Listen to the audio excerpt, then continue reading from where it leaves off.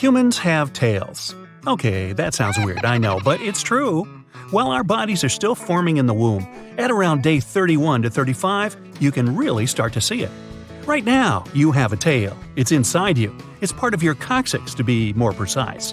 If you were to have an X-ray right now and ask the doctor to show you your tail, you'd see some small bony segments at the bottom of your spine. We lost our tails over many millennia of evolution. Imagine if we still had our tails. They'd have to redesign pants. Maybe they'd have a special hole or even a tail pocket. Sitting might be a bit uncomfortable too, to say the least. Our ancestors also had fur. We lost it about 1.2 million years ago. You might be thinking that we still have fur in the form of our body hair, but that's nothing compared to what we used to have. We were thickly furred like chimpanzees and gorillas are now because we needed it to stay warm. You might be annoyed that we lost it if you live somewhere freezing cold like Alaska. Still, you could look at it the other way. Losing our fur lets us enjoy the warm weather a bit more. Living in larger groups meant we shared stuff, and not all of it was positive. It's possible that humans with less hair or fur would get sick less often because they didn't have as many parasites on them, like lice or ticks. This might be the reason why we evolved to lose our fur and become what you see today. Although I have to admit, more body warmth would come in very handy right now. I wouldn't need to keep this blanket on my legs anymore. Oh, not again. Let me just grab a cup of water to make these hiccups go away. Ah, much better. Okay, in reality, it's not that easy to stop hiccuping. But why is it so hard to stop them? Well, it could be because of a strange feature of a past evolution.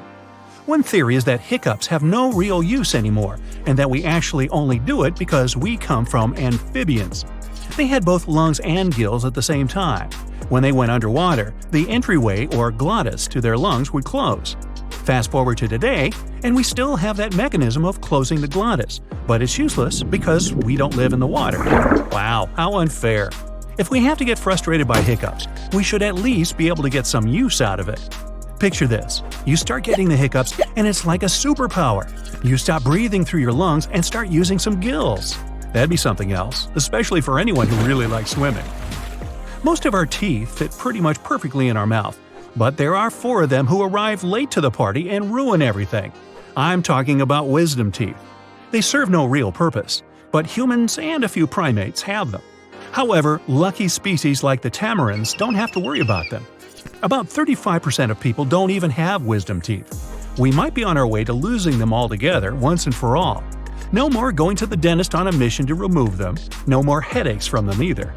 In Ireland, there are a lot of people with red hair, like really a lot, upwards of 30%. That's a lot of redheads out there. This is a result of genetic drift. Genetic drift is when a feature is passed on from your ancestors without really having any purpose. This is exactly why some people have red hair. So, if you have red hair, there's no real reason for it, it's just your ancestors from a past age who passed on to another member of your family and eventually you. And I think red hair is incredibly fun and attractive. Inside our mother's womb, 16 weeks in, we get a powerful urge to grasp the umbilical, and so we do. Monkeys do this too, and there's a reason for it. It's because when they're out in the wild, they need to hold on to their parents' fur. Humans used to do this, but since we lost all of our fur, there's no reason for us to develop this involuntary grasping, called the palmar grasp reflex. Open wide and say, "Ah." Good, I can see your tonsils now. But what are they even used for? If we take a good look at it, they actually cause more problems than benefits. Tonsils appeared as a way to protect us from germs and other nasty stuff when we eat food. Still, more often than not, all they do is give us a horrible sore throat. Because of this, it's really common for people to get rid of them. Picture a little pouch. We have one of these inside our body. Not exactly like this, but an organ that sort of resembles a pouch, our appendix. Scientists used to think it was completely useless, but recently found that it might actually have some use. Still, like tonsils, it often causes more problems than benefits. People commonly have their appendix removed and face no real consequences, so it can't be that important. It might have helped our ancestors in the past, but issues with the appendix can be a real big stomachache. Okay, you know how some people can weirdly move their ears? Like this. I can't do it. You might be able to, though. Try it for yourself. Some of us can do this because, like other animals, we have a muscle called the auricular muscle, but it's useless for us. Cats, on the other hand, control their ears pretty well. If only we could learn from them. They look forwards and listen out for a noise behind them without moving their heads, just their ears. That's a pretty cool skill if you ask me. Stretch your arm as far as you can, your hand too. Now connect your thumb with your pinky finger. You might see a line appear on your wrist. What you're seeing is called the palmus longus, and about 90% of the world's population has it. Statistically speaking, it's likely that you have it too. Back then, our ancestors needed every bit of help they could get to climb trees and grasp things. But when we started walking, it made these muscles completely useless. Monkeys, on the other hand, still climb trees easily. They have a muscle in their feet called the plantaris muscle, also known as the monkey muscle. Now, we have this too, except we don't really need it because we don't go around doing any monkey business. Like the palmaris longus, about 10% of people are born with it.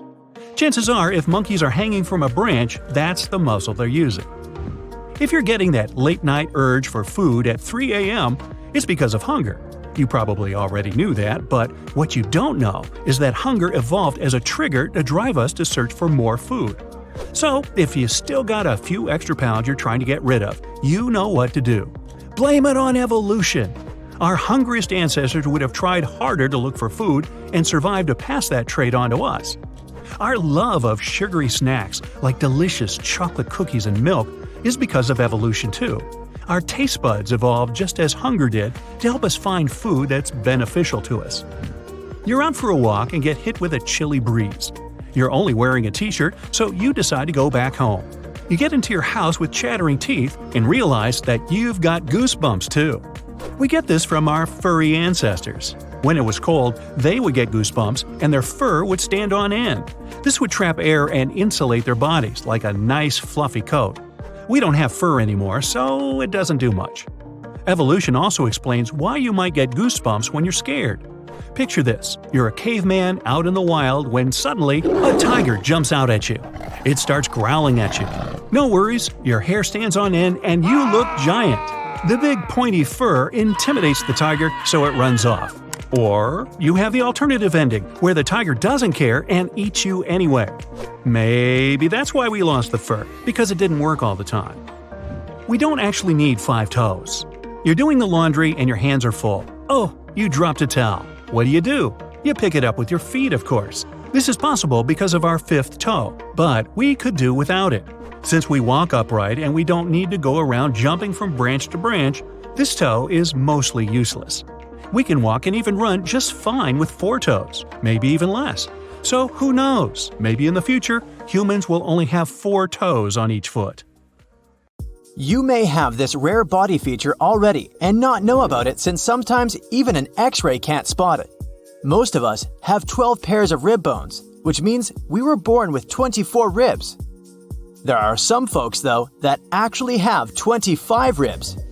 Only 1 in 200 people have this rare extra feature, and it's called a cervical rib. It generally appears above the first rib, right at the base of the neck and above the collarbone. It's nothing to worry about, though. Most of the time, they're unnoticeable, and if ever painful, they can be safely removed. Do you know how huskies can sometimes have their eyes in different colors? Some people come equipped with this rare feature too. The medical term for it is heterochromia. The name comes from the ancient Greek word heteros, which translates to different, and chroma, which means color. People with this condition can either have complete, central, or partial heterochromia. The complete type means that the person has 2 completely different colored eyes, say one brown and one green. 2 different colors in the same eye are what specialists call central heterochromia. A person with a partial heterochromia has just a portion of their eye of a different color. You can either be born with this condition or get it, say, after an injury. Still, it's extremely rare. Less than 200,000 people are diagnosed with it in the US. Either way, let's face it, it does look pretty cool. Speaking of eye color, want to try guessing what the rarest one is? I'll spare you the Google search. It's gray. Blue eyes may have been your first thought, and they are indeed already pretty rare. Only around 8 to 17% of the world's population have this eye color. When it comes to gray eyes, though, they're even more special. Less than 1% of people have them. This rare body feature is caused by a lower level of melanin in the eye's layers. If you're interested in meeting someone with gray eyes, your best chance is in Eastern and Northern Europe. Even rarer eye colors are red or violet, but these can sometimes be the result of different health conditions. There are people out there who have the superpower of seeing 100 million different colors without the help of any fancy gadgets. We see colors thanks to some cells in our eyes named cones. Most of us have 3 types of cones to help translate what we see into the colors that our brain is able to understand. However, specialists think that there's a small group of people called tetrachromats who have 4 types of these cones. So far, researchers have only been able to identify women with this condition. That little teardrop-shaped ball hanging in the back of your neck, you know, the one that helps with swallowing your food, is called a uvula. The name comes from Latin and translates to little grape. Surprisingly enough, around 2% of people are born with a bifid uvula, which means that this indispensable organ in them is either split or forked. You sure can surprise others with this cool feature of yours at parties. Joking aside though, people with this bifid uvula may sometimes have trouble eating, drinking, and speaking. They might also have issues with digesting food. Their speech may also sound a bit unusual, but this depends on how much the uvula is split. This particular body feature might not be the perfect trait when going on vacation, but it does allow people to do more with less sleep. They say that famous people like Nikola Tesla, Margaret Thatcher, and Winston Churchill had this super rare feature. This gene, called the DEC2 gene, helps with regulating our circadian rhythms. Those are the natural biological clocks that let us know when we should be sleeping or eating by making us sleepy or hungry. A person with this rare mutation can basically go through a normal sleep cycle in less time. They can feel rested even if they slept for only 4 to 5 hours. That's one superpower I definitely want to have. How about a gene mutation that gives you superhero-like bones? They're basically unbreakable. It also makes your skin less prone to aging. Yep, looks like with this feature, you can walk away from accidents unharmed and even withstand the flow of time. Some other people out there come with a very attractive feature, but it can go unnoticed, at least at first glance. They have a little something called distichiasis, which basically means an extra row of eyelashes. Just in case you're wondering about the medical aspects too, it results from a genetic mutation of a certain gene. As beautiful as it may sound, people with that extra eyelash layer can experience some pretty unpleasant sensations in their eyes, and, in some cases, even have problems with their vision. If spun glass hair doesn't ring a bell, know that it is, in fact, a condition you might have. I know it's pretty self-explanatory, but just FYI, it causes frizzy and dry hair. It's basically so unmanageable that you literally can't comb it. It also tends to grow out from the scalp in all directions. As for coloring, it comes in either bright blonde or silver. Most of us have hair strands that are cylindrical. People with this condition have triangular or heart-shaped strands, or even flat altogether. It's extremely rare, with only 100 confirmed cases, but it does become more manageable with age. Most of us humans have evolved to have some specific traits depending on the area of the globe that we live in. But there is a group of people, specifically those that live in higher altitudes, that developed some pretty cool traits. Let me explain. High-altitude environments come with less oxygen. Not only do these people survive in these locations, but they've adapted to actually thrive out there. For example, those living in the Andes Mountains of South America have red blood cells that can carry much more oxygen. It makes their overall circulatory system a lot more efficient.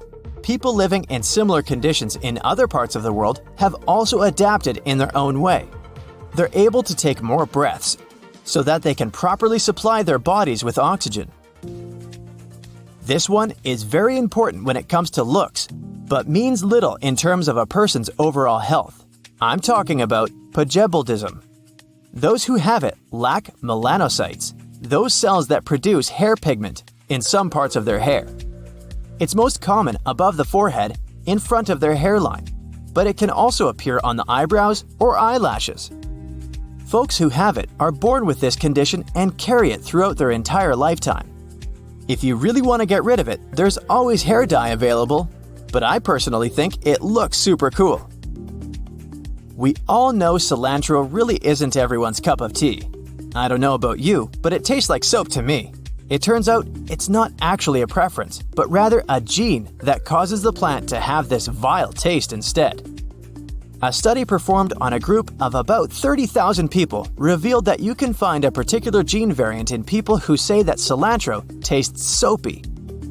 This gene has more to do with the odor of the plant than the taste itself. If you're one of those people but really want to give cilantro a chance, either way, there's a small trick you can try. Or ask the people that cook the meals in your household. You can always crush the herb before using it in dishes. Why does that help? Well, because with crushing, the chemicals that are responsible for the soapy taste are broken down and are less likely to taste unpleasant. That's it for today. So hey, if you pacified your curiosity, then give the video a like and share it with your friends. Or if you want more, just click on these videos and stay on the bright side. Hey, not to freak you out or anything, but every second, your body creates 25 million new cells. I'll do the math for you. That means that in about 15 seconds, you'll have produced more cells than there are people in the United States. Think about that next time you feel you haven't been productive enough.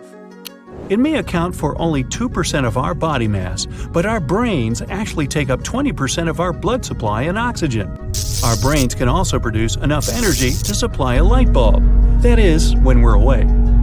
Ever thought about what the largest human organ is? It's your skin, and is thickest on the palms of your hands and soles of your feet.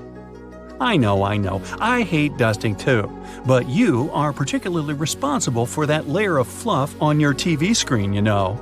Every human being sheds about 600,000 particles of skin every hour, and most of the dust around your house is actually composed of that.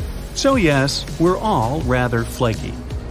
These days, it's considered more of a beauty mark, but the reason why people are born with a Cupid's bow is actually quite intriguing.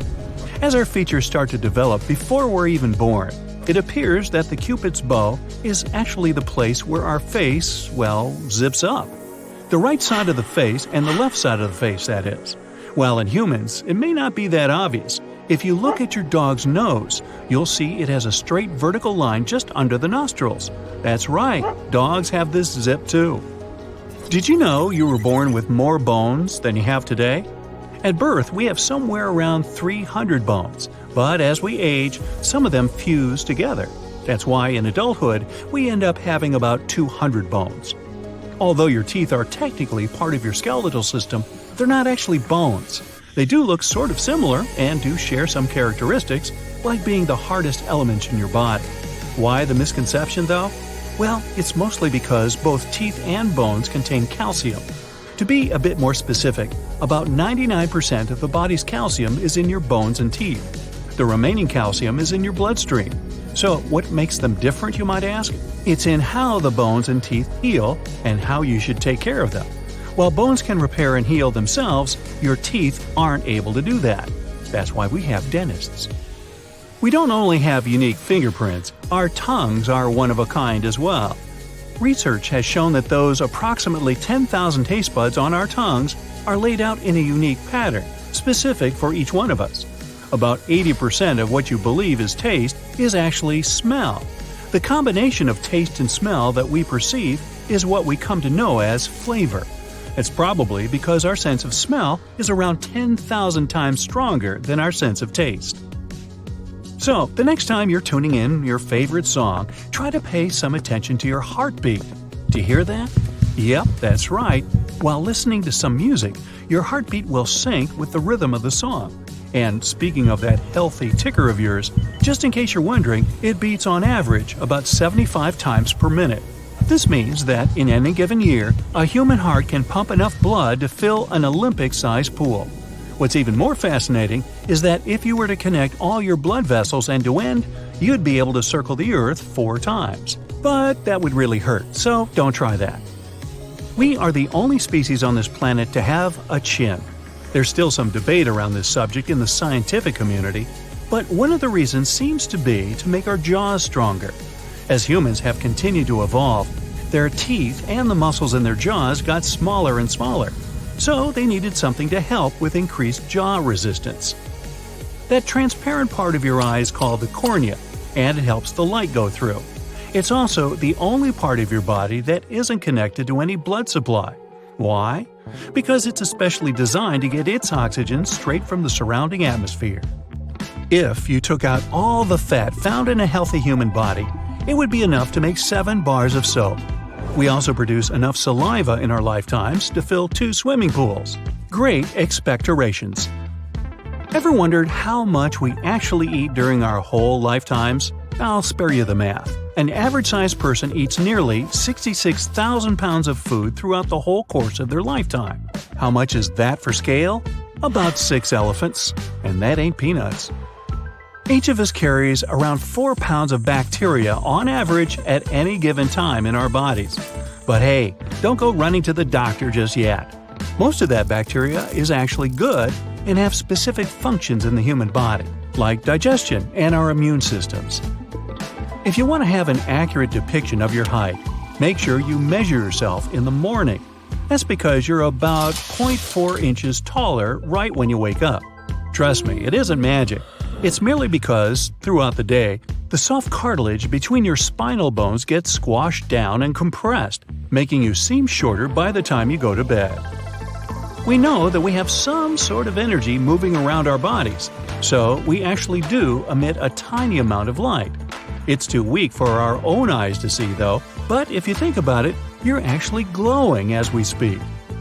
The humorist and author Mark Twain once said, "Man is the only animal that blushes, or needs to." How true.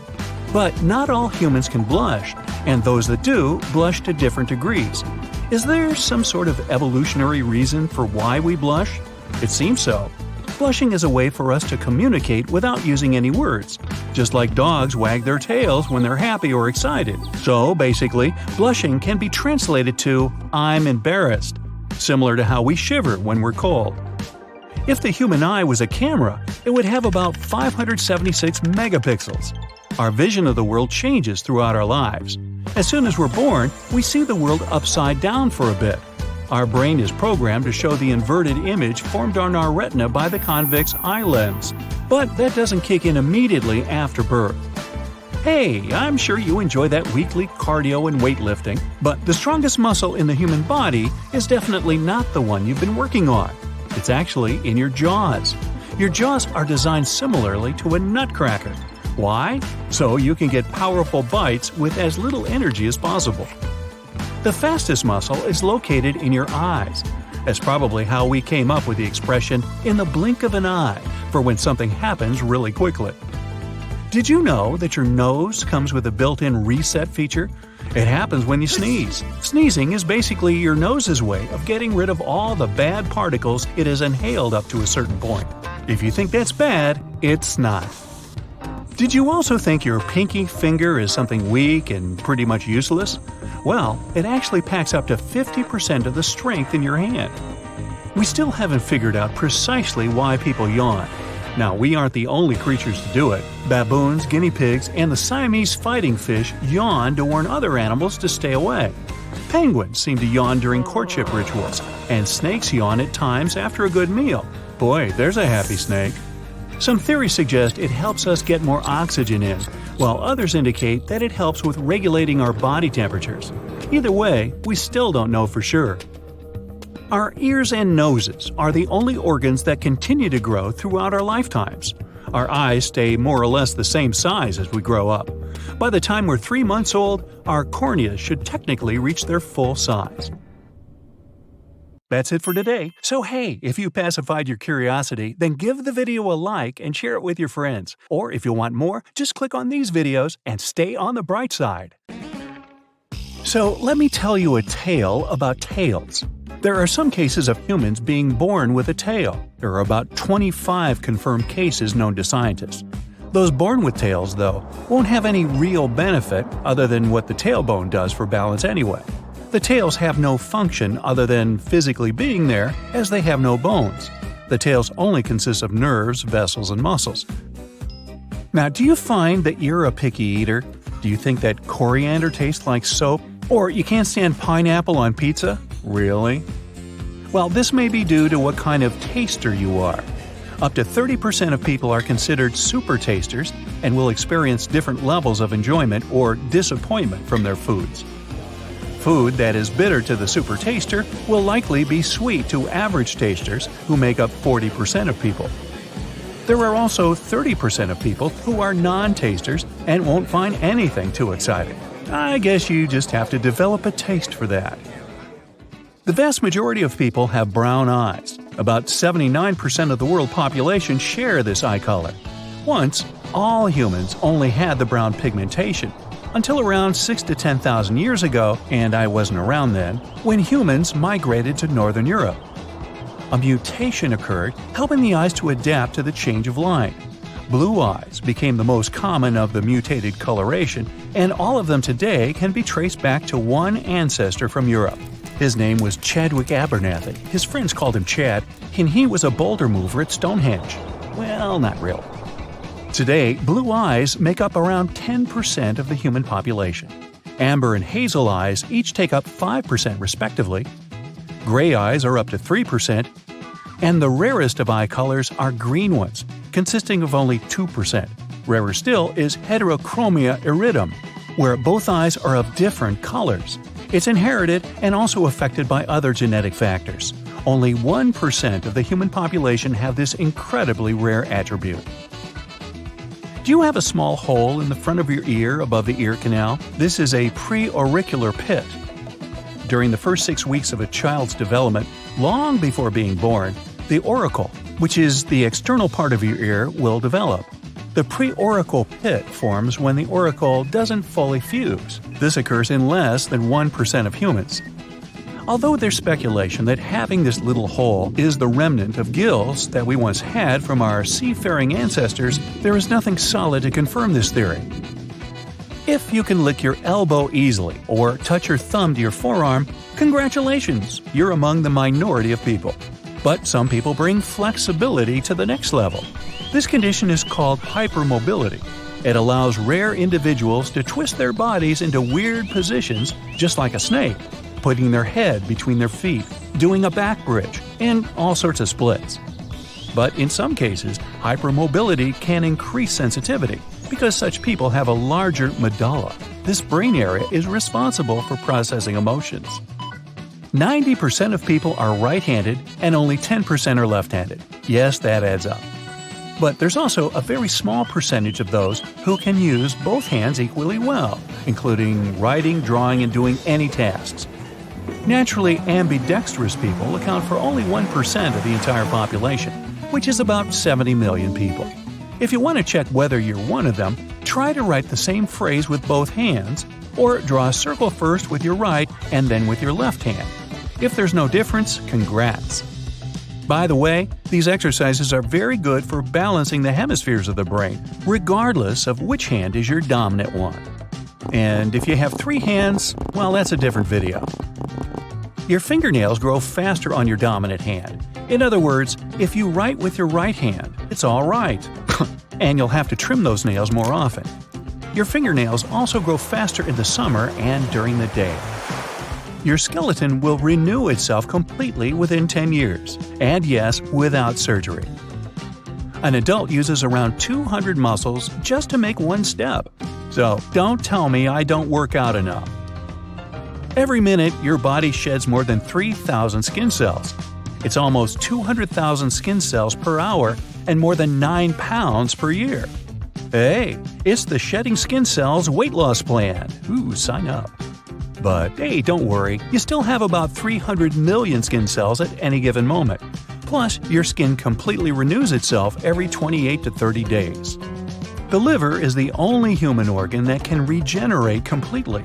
As little as 25% of the original liver weight can get back to its full size. Some people can hear their eyeballs moving inside the eye sockets. Wow, that must be no fun. Unlike other parts of your body, your ears and nose never stop growing. Wow, that must be no fun. Your skin wrinkles if you stay in the water for too long, but not because it absorbs water. When your body's wet, wrinkled fingers and toes provide you with a better grip. You know, like when the treads on your car tires grip the road better when they're new. Your eyes are an amazing instrument. They can distinguish between 10 million different colors. Your brain uses more than 20% of your body's energy even when you're resting. When you're asleep, it still consumes almost as much power as when you're awake. It also burns around 330 calories per day at that. An adult person has about 25% of all their bones in the feet. Most of them are tiny but crucial. If these bones are out of alignment, so is the rest of the body. You breathe around 20,000 times a day, I've counted. Try not to stop. I actually set a personal best record today for consecutive days breathing, and I plan to top that tomorrow. Human bones are a real paradox. They're almost 5 times stronger than a steel bar with the same width, but can fracture on impact and are rather brittle. If a person has anosmia, also called smell blindness, they can't distinguish and detect smells, but they can still be smelly. Sorry. You start feeling thirsty when water loss is 1% of your body weight. More than 5% and you may faint. Water loss that's bigger than 10% of the body weight and dehydration can end a person, if you know what I mean. The strongest muscle in your body, based on its weight, is your jaw muscle. Yes, mine is way overdeveloped. At any moment, 50,000 cells in your body are getting replaced by new ones. Boy, that sounds like a company I used to work for. By the end of their life, the average person can recall up to 150 trillion pieces of information, except for where they left their car keys. Even if fingerprints are badly damaged, they still go back with their original pattern. Don't believe me? Hey, give it a whirl. Your brain's memory capacity is equivalent to about 4 terabytes on a hard drive, which is more than 8 million photos. People are the only living creatures that can naturally sleep on their backs. Even apes usually sleep in a sitting position, leaning on something. Don't wake them up. Your longest bone is your thigh bone, not your funny bone. And the tiniest one is in the ear. It's shorter than a grain of rice. Do you feel ticklish when you tickle yourself? Normally you wouldn't, unless someone else tickles you. It happens because the cerebellum area of the brain, which monitors movements, predicts the sensations caused by your own movements. Then it sends a signal to other parts of the nervous system to cancel these sensations. But some rare individuals can actually feel ticklish on their own. If you're not among them, touching a new texture that the brain doesn't yet recognize or using a scalp massager can help to excite your nerves and bring relaxation. Hey, you can give it a tickle test. If you want to check out the work of your vestibular system, try this simple trick. Stand on one foot and close your eyes. Most people lose balance at least during the first attempt. Your vestibular system includes many organs and systems throughout the body. Together, they allow your body to stay in balance in different positions. This system includes the inner ear and vision, which is why keeping balance is much easier in silence while your eyes are open. Can you wiggle your ears intentionally? Are you popular at parties for doing that? Congratulations! Around 22% of people on the earth are capable of wiggling one ear. As for moving both ears at once, only 18% can do that. Ear wiggling used to be a common thing for our distant ancestors. Scientists believe they could perform a variety of movements with their ears. The group of muscles responsible for wiggling are called the auriculars. Mostly don't need it today. But some people claim that everyone can learn to move their ears. It only takes time and practice. Unfortunately, we still cannot acquire this classy habit of twitching an ear toward a sound source, as dogs and cats do. Nor can we actually lend an ear to someone. They're challenging to remove and reattach.